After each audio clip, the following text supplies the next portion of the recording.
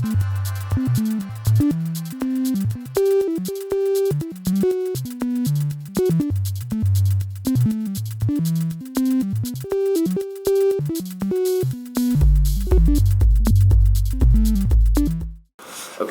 so well, I'm an artist, but I have a very specific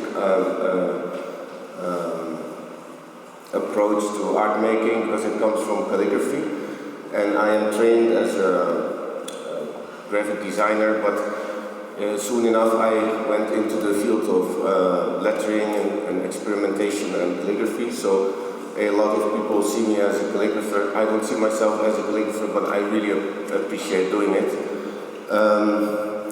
And as for an example, I show you, like I flipped through a few images that illustrate, so to say, how I approach the alphabet and how this applies to my art project. So every now and then I challenge myself making an alphabet, very, so to say, core practice of letter makers. And this is it's more of art making as a practice. So I practice letter making. Along the way I find something that excites me or interests me. I use it for one letter and then I use it for the rest of the alphabet. So this is mainly how these kind of processes go. It's of course a bit more nuanced than that, but I will quickly go through some of the images. This is an example of my favorite tool, the flat brush. I work mainly with brush. You will see why, but one of the main reasons is that it has so extreme much options that I feel like the rest of my life I will discover something new with it. So this is a very it triggers my curiosity, so to say. This is an example of an alphabet where it goes beyond the legibility. It's not really the main reason anymore for the alphabet to be legible, but I see it as brush experience. So it's, so to say, training the hand. This is with the Chinese pointed brush. And another example of where legibility is not very important anymore, because I see the alphabet often as a starting point for art making and not per se anymore as only a utensil. I will talk a bit later a bit more about that. And as you see, like the multiple shades that the brush is able to make with just black ink and a white paper really opens up a world of possibilities. So this is, yeah, basically how art excites me in a nutshell. Sometimes I make letters on commission. This one was done for Apple, where I play with the depth and the ability of the brush to create depth in a very little amount of strokes. But of course, when you apply your calligraphy or lettering on a commission for a job, then legibility is important again. So this is I approach this in a very playful way. So what is the threshold? What is the boundary between legibility and non-legible, and just for the art of it? And but you see, like, we're capable of a lot. We can read a lot more things than we actually assume usually. And they were okay with this, so that's also nice to know. Calligraphy on a large scale, also something that I often do. Previously, in last week in Mexico City, I did a workshop about experimental calligraphy. The other week I did, or the other month I did a workshop in Lausanne in Switzerland, which was about this. So you learn something on a small scale like this, and then you know the technique, you know the choreography of the brush, and then you can apply it on any size or surface you want to. So this is very important in my practice, and I try to also give this to my students, basically. So yeah, this is an example of that. So I start in very small letters, and then later on, no size is too big to handle. So I think this was about, what is it, 60 meters on the streets of Paris for a museum. The museum of the medieval times, so that's why also it looks quite medieval. Wall paintings in combination with art presentation. An example, this is more like a conventional way of showcasing art, which I also really like to do sometimes, just for the exhibition. Wall paintings, experimentation. Not gonna talk about this too much, but I just also wanted to show you that I like colors. And this is quite an oldie, but where the brush stroke becomes more important than the letter it creates. So then I could say drawing or painting in a calligraphic way. So I still see it as art making, but you can also still see it as calligraphy. It's systematic creativity. So it has a very, like, so to say, close relationship with calligraphy and even type design.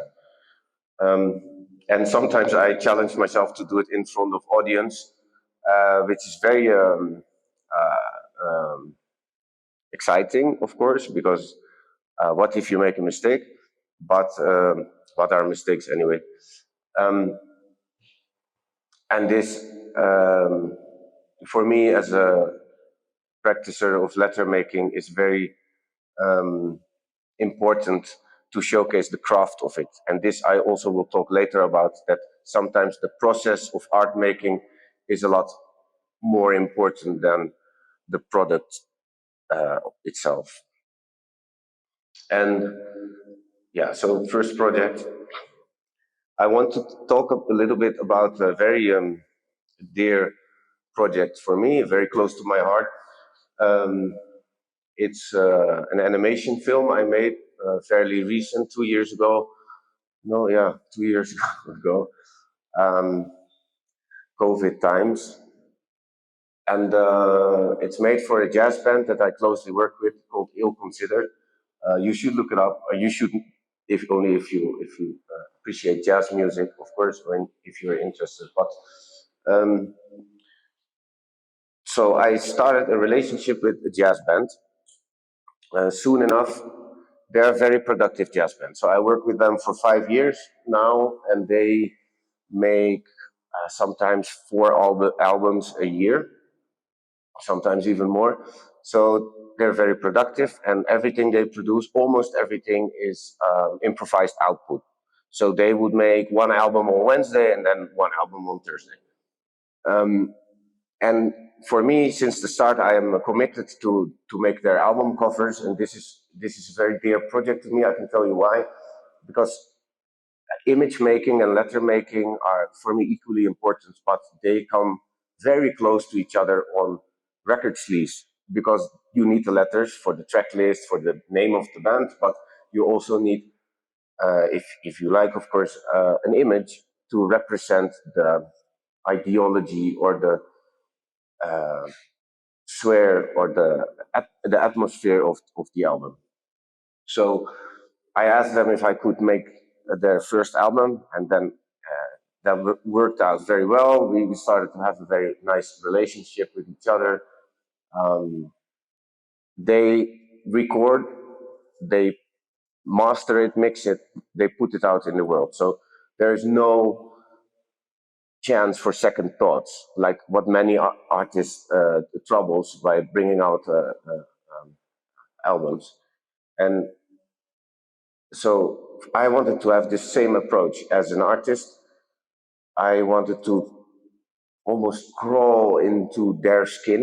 Like, what is it to work like this? So I also try to eliminate this part of the process where you feel like, oh, maybe I should do another try, or maybe I could do it better, or I will sleep about it overnight and then rethink what I did. But I did my thing. I had a limited amount of time for it because it goes fast, the production part and working with them.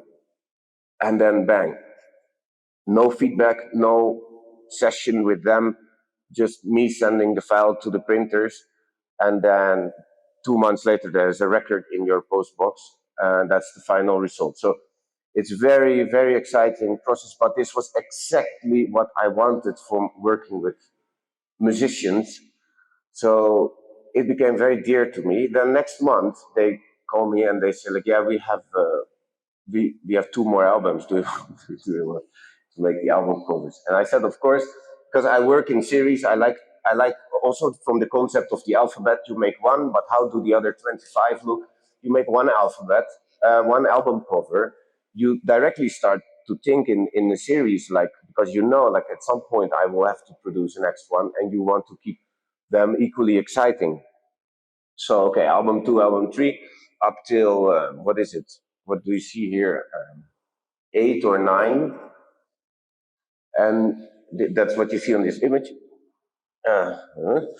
And then at some point I started to wonder, like, okay, first they make music, then I make image. But what if I turn it around? So I make image, they make music, and I was already longer, like in my mind, all these drawings are moving, all these paintings are moving, and then I obviously started to play with this idea of like, okay, well, how should um, an ill-considered video clip look like?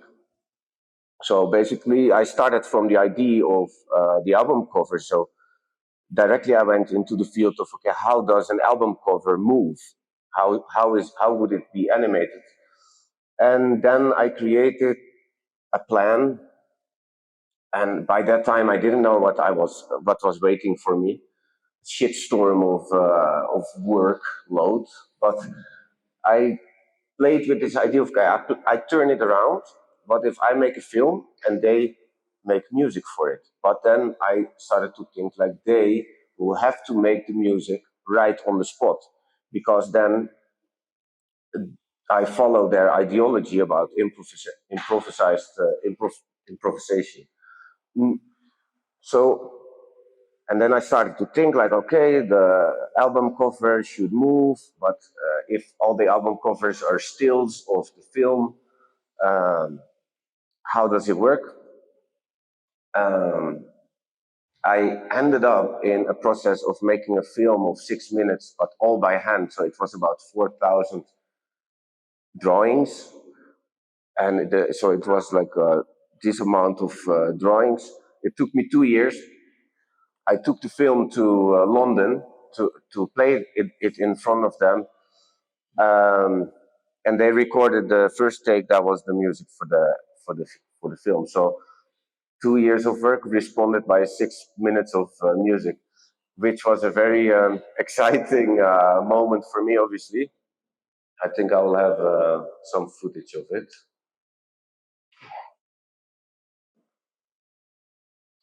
This I will show you later. This is in the studio.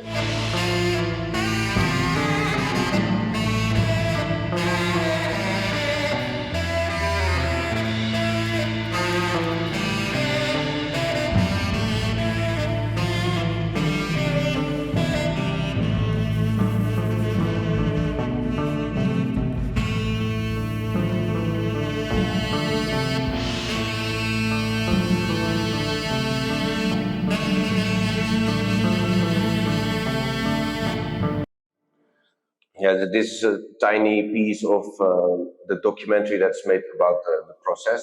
If you want, obviously I can share it with you where you can find it to watch the full thing.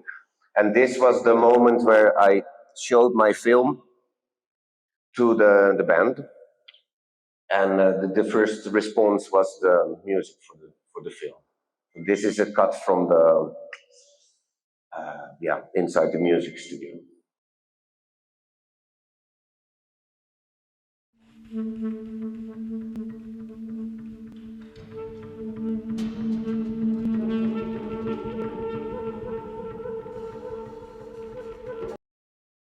Very short.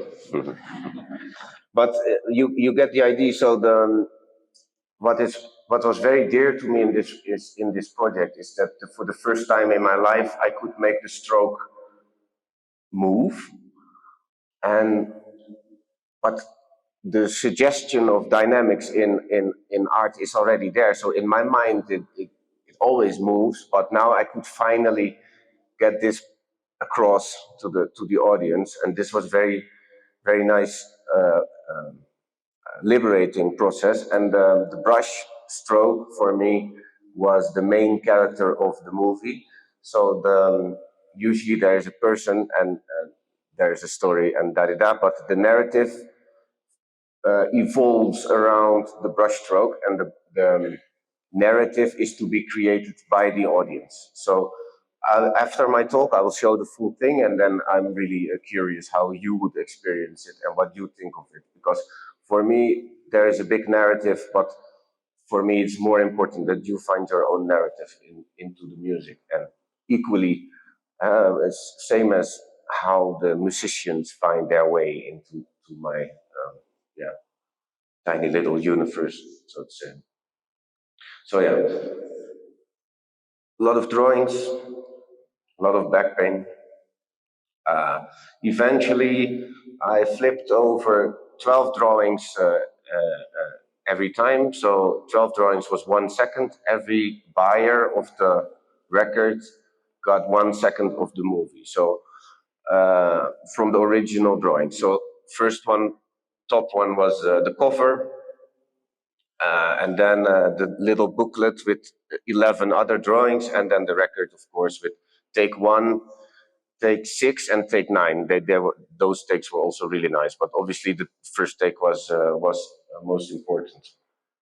And I had only one chance to exhibit this, because after this I would send it out, because it was sold out in a minute or so. So all the things went over the whole planet. But I took my chance to exhibit it, and then lockdown happened, so no one saw this. But I could at least install it and see all the covers together. Yeah.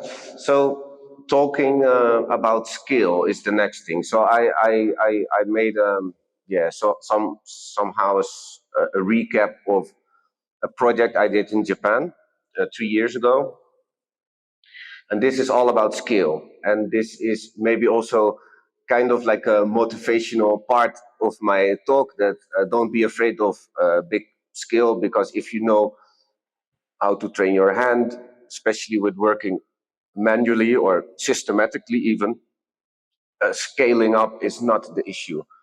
I have a few examples, of course. It does seem to be coming from deep within the walls themselves.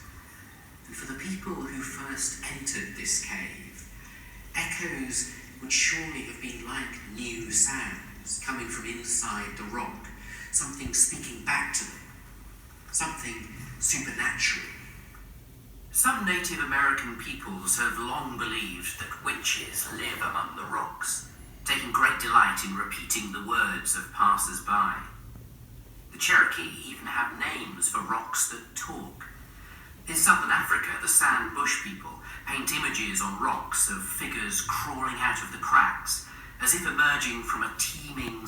Now that I think of it, also a lot more honest than the previous movie, because calligraphy has a strong relationship with silence, and then in the previous movie you see, like, you hear all this intense jazz music, but this is more accurate actually.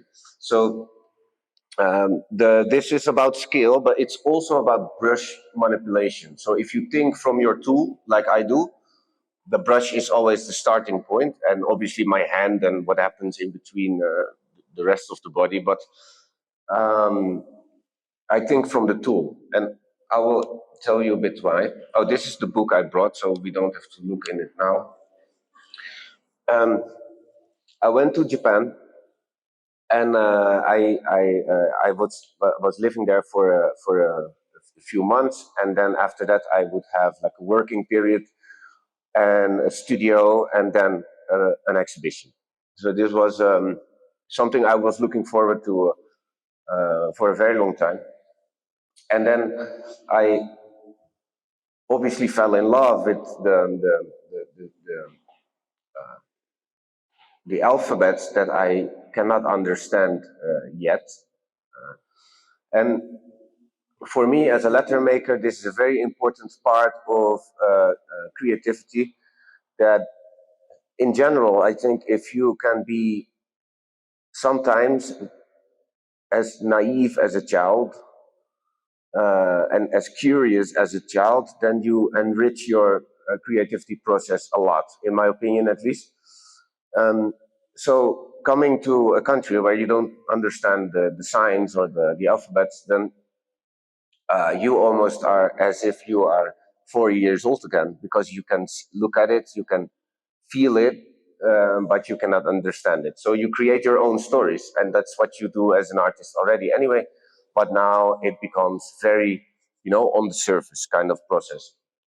So I wander around and I make a lot of photos of letters, and these letters at some point start to tell their story before they actually tell the story that they are supposed to. They already tell you a story that is being told by the material, maybe by the decay, maybe by the location of it, maybe by your own fantasies on it.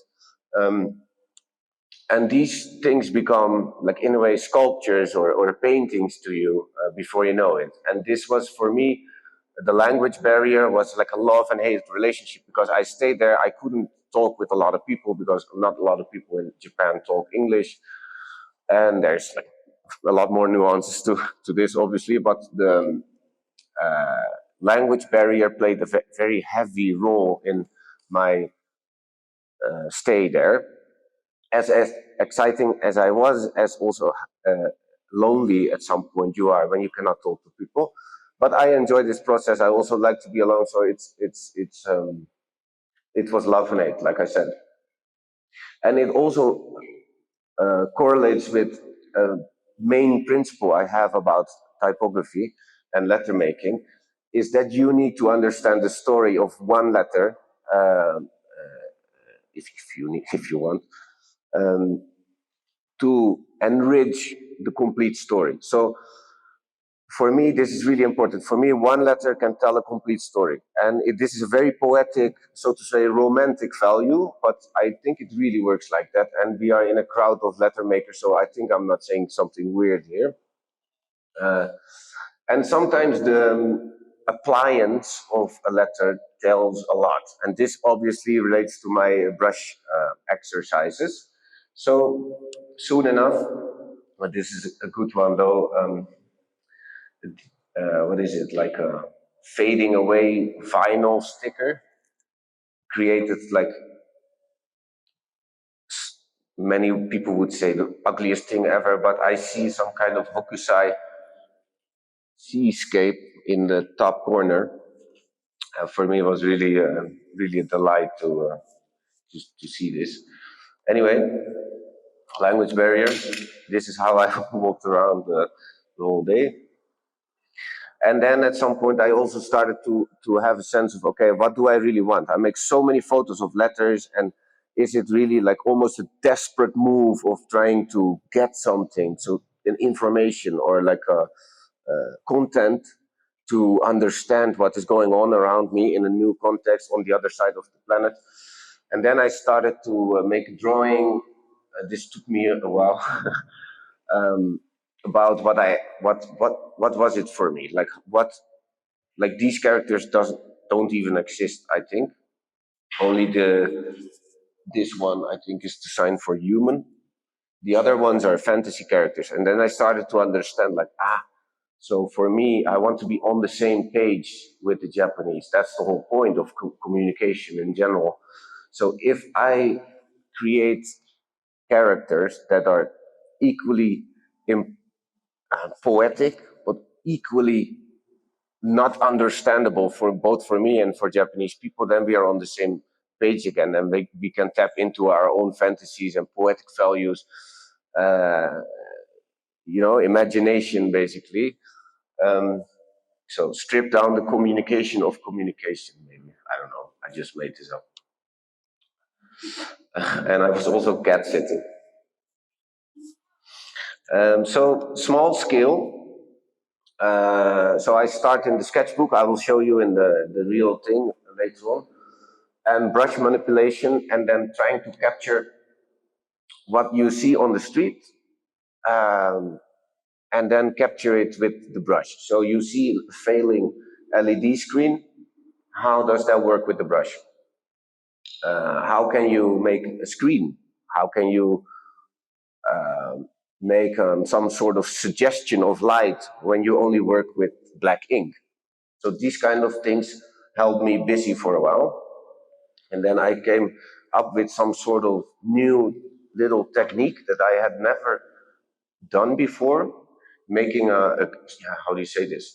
Some sort of gradient with one stroke. So you tilt the brush, and you make like a gradient with the brush, but meanwhile you also give the suggestion of light, so to say. So on one side it's dark, on one side it's light, and this became a very interesting process for me in the sketchbook. And also I directly understood, like, okay, if this applies in small scale, how would it work in the big exhibition? So these things were coming to my mind, and I had by then enough time to still be very experimental. At some point I really had to hurry, of course. So yeah, suggestion of light with an ancient tool trying to capture LED screens. For me, there was like a lot of contrast in present in my process. So the process of capture something very traditional and almost ancient, and capture the ugliness of the huge ass digital screens in the city of Tokyo. Like these kind of things were very rich of contrast, so to say. Small to large. So then I mean, this goes a lot slower in real life. Now all of a sudden it's like 10-meter canvas, but from the sketchbook, I create a technique, and then by sizing up the brush and maybe changing a bit of your wrist movements to your elbow or your shoulder, you can do the same thing, but then on a larger scale. So I printed by various amounts of pressure. I printed images in a calligraphic way on top of the paper, and that felt really good for multiple reasons. Like creatively, I tapped into enthusiasms that I always bring along, but I also tapped into my geekiness about the brush. I tapped into calligraphy, and I also tapped into something that the past few years became more and more important to me, that work can be some sort of meditative process where you almost really don't care anymore about the outcome, but you try to experience the process as is. And then I started to like work for the exhibition. I knew how large the space was, and I was a tiny bit frightened by it, but I soon enough understood, like, well, if I know how to go from small to large, I know that I can make same quality of work from the sketchbook on a bigger scale, and I can fill the whole exhibition space. I think the hall was like half the size of this or something. Another printing technique. This is a bit advanced. I won't. Later on, I can talk about it. So at some point, the studio looked like this, and I was ready to exhibit. And you see also like sketchbook laying around, because it's basically my library of ideas. So all the time I could flip a few pages, and I knew like, I'm still doing what I'm supposed to do, kind of. Oh yeah, example of character creation that are equally illegible for me as a Dutch guy and the Japanese visitors of the exhibition. Speed writing.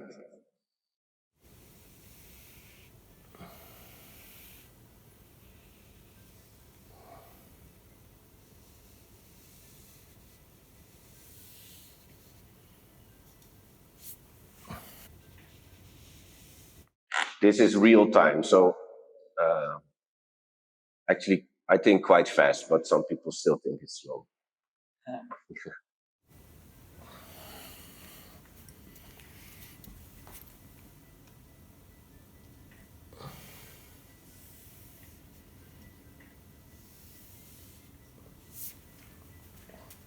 But it gives you a good idea of image making, and calligraphy can be things that are very close to each other.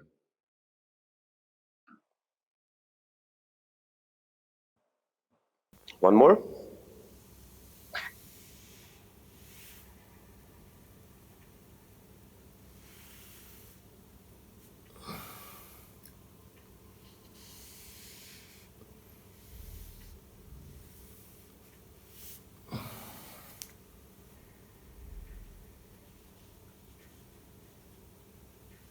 Also to the people who attended the workshop last week, like I told you at some point, like sometimes the bigger brush can be a lot easier than the smaller brush, and this is a very clear example. So you don't see the tiny mistakes anymore because it's a brush like this.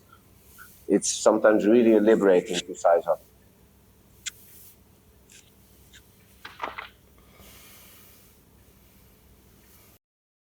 And this was the view of the exhibition. So you see the some of the works that are build up from very small gestures, and some of the works are almost as if they are advertisement signs on the streets of Tokyo or any Japanese city, but equally illegible. So it was very beautiful process to like this as a conversation starter in the exhibition. I was on the same page with the Japanese because they couldn't understand it, but they felt like they could understand it because it was so close to their alphabet that I obviously studied so long, at least the visuals of it, and that was very how you say ontwapenend. I only know the Dutch word. Sorry. Um, yeah, very liberating also to be on the same page with them and to not have. You can still share so much more than only words and like in poetic values and imagination and tactility and these kind of values are very communicative, in my opinion. This was the one you saw laying on the desk. This is how close they look. Really, really nice to notice also like a lot of attention for detail. A lot more than in Europe, I would say. Another some sort of printing technique. This draws on the like challenge of how to create light with black ink.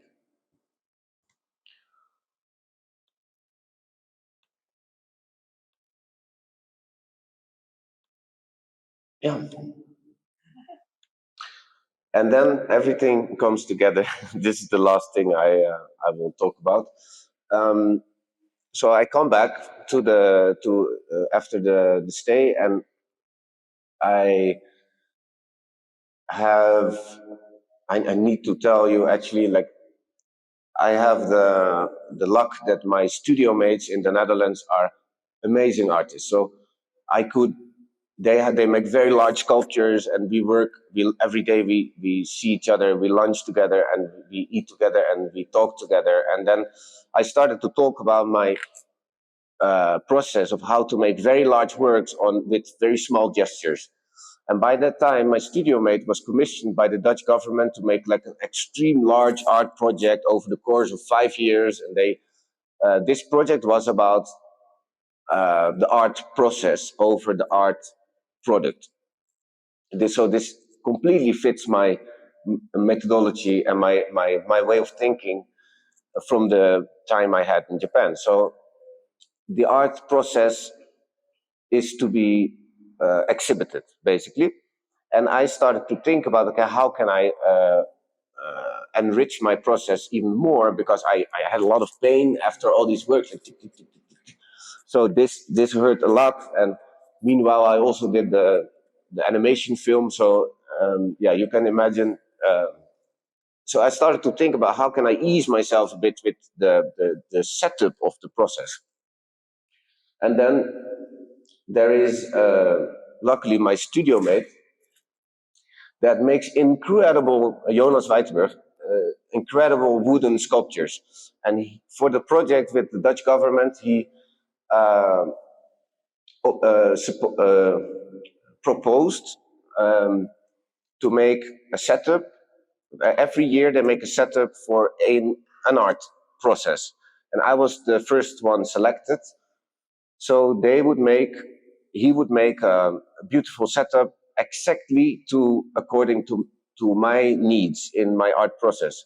So I could basically tell him, like, I want to sit like this, and I want to have like a desk that is like 160 wide, and it shouldn't be too big, shouldn't be too small. Da da da.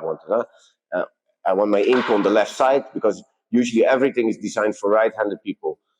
But since I'm a lefty, we are both lefties.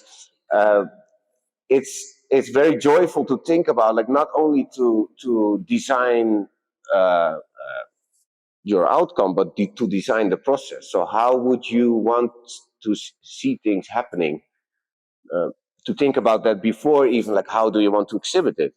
How do you want to make it? And this is for me, because I'm such a studio animal. I live in my studio. I I I I love to be there. I rather spend 10 hours than 4 hours. Like, for me, it's really important to be there and to to live the process. So I could finally think about this. Anyway, this goes over the course of like a long time, but then eventually there is this beautiful sculpture that would facilitate my art process in the environment of an exhibition. So people would walk past and they would see an art piece that is not finished yet. That's basically what happens. But then they walk around the thing. They, on one side, they see an art piece in production. On the other side, they see me working on it. So this, for a lot of people, they don't know and they have never experienced this, seeing the art process, seeing it happening from very close. For us, it's a bit more normal. For a lot of people, it isn't. And this, for me, is very important, because I told you earlier about calligraphy uh, performances in front of people. So you can show not even the outcome, not only the outcome, but also the craft and the beauty of the process of it. So this, for me, everything came together. It was a very beautiful experience, and I will show you some footage. Everything on left side, of course. And I could, there was tension, consequently tension on the drawing. And on the left side, I had a break, and I could release it, and the drawing would start rolling, and I would have a blank page again. And then I would put the break on, and then I could start over again. So I would walk from line under line under line under line, and it was very, so to say,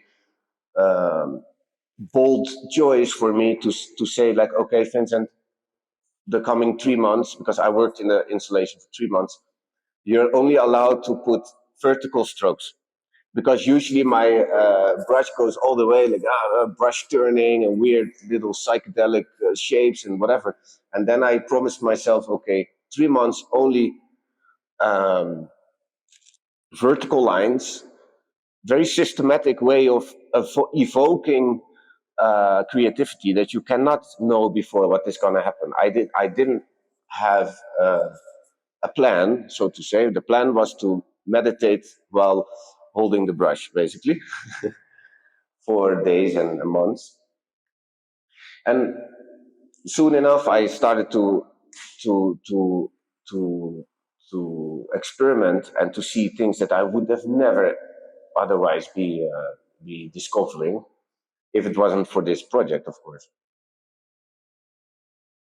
You see how small it is from top, but the installation itself is obviously very big and heavy. So, like a printer, so to say, I printed out all the strokes, and I was allowed by my own rules uh, to sometimes to put a little distance between the strokes. Sometimes they would be a little bit bigger, sometimes smaller. But within all these boundaries, very like strict set of boundaries, I would have to find my own creativity again. And it took a few weeks. The first few weeks were uh, heavy and not particularly a beautiful outcome. But then soon enough, I started to realize like, hey, things are happening, and I couldn't foresee this. And then you see, this was the front side, so the people that walked past could see the installation, they could see the outcome, and also soon enough it would disappear on the roll on the bottom. So I think in total, the what you could see from the installation was only 7 meters of drawing, but the drawing eventually was about 40 meters long. So I think it would just fit here.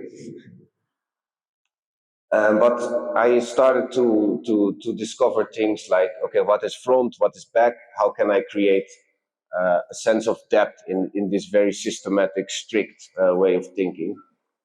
And it was a very liberating, meditative process. And I felt like this was, yeah, exactly what I needed to do. And I learned a lot about myself during these 3 months. And I kept working in this kind of systems. As you can see also, like in my recent works, I don't know if you have seen it, but at the moment I work in a smaller version of this big machine. So I have one in the studio that just fits on a normal wall. And I produce my art pieces in there. And next year, I will do a large exhibition with this same machine, and then I will probably do it with color. But I have to get things a bit figured out first. I have, let's say, half a year to practice first. Yeah, so this is a good example how you can see like what can you do if you have front and back and like suggestion of perspective and that kind of things. I could do slant and back slant though. That's like a tiny bit of typography here. Yeah, that's it.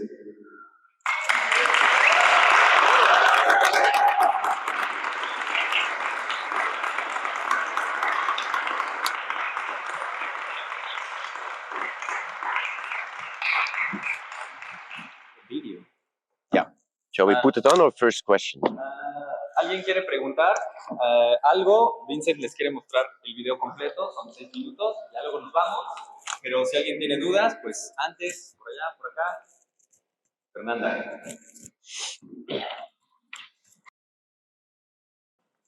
My question is regarding the animation that you made.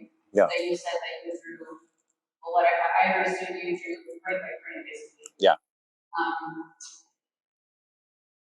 How many times did you mess up? Well, I'm only asking because like if I feel like going through that read and you messed up in my brain in pieces, you know, it's really okay made by hands and you have to read that whole thing.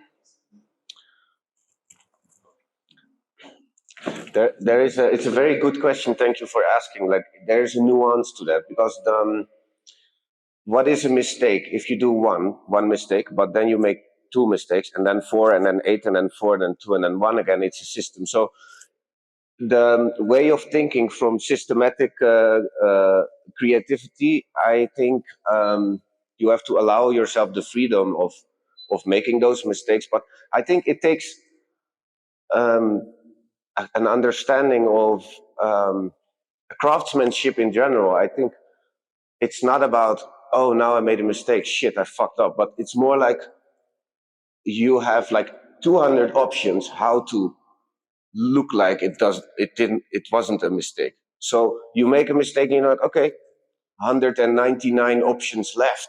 I mean, it's enough, and I think it's a way of thinking. Like, if you are going to be afraid of making a mistake, you're going to make a mistake, and you will experience it as a mistake.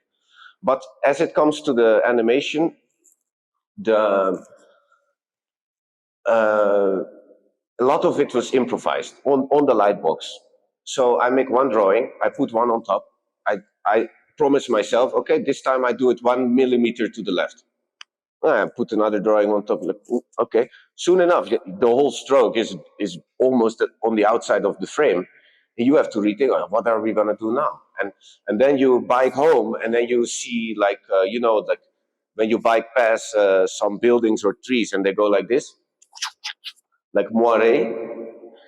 And they're like, okay, how does this apply to the brush? And then you have your challenge, you start to think about it, you do a few tests, and then I brought it to the light box. So it was a very ongoing improvisation, so to say, of 2 years. But yeah. So sometimes I would bring an ID to the table. Sometimes I would just do one thing, two things, three things, and then, oh, I think I have a plan. But the drawing decided for itself. But I did throw away the deleted scenes recently, and that was about like 2,000 drawings. Yes. ¿Alguien más? Vemos el video y nos vamos por tamales. It's always good to watch videos. So what you will hear is the first take of the musicians.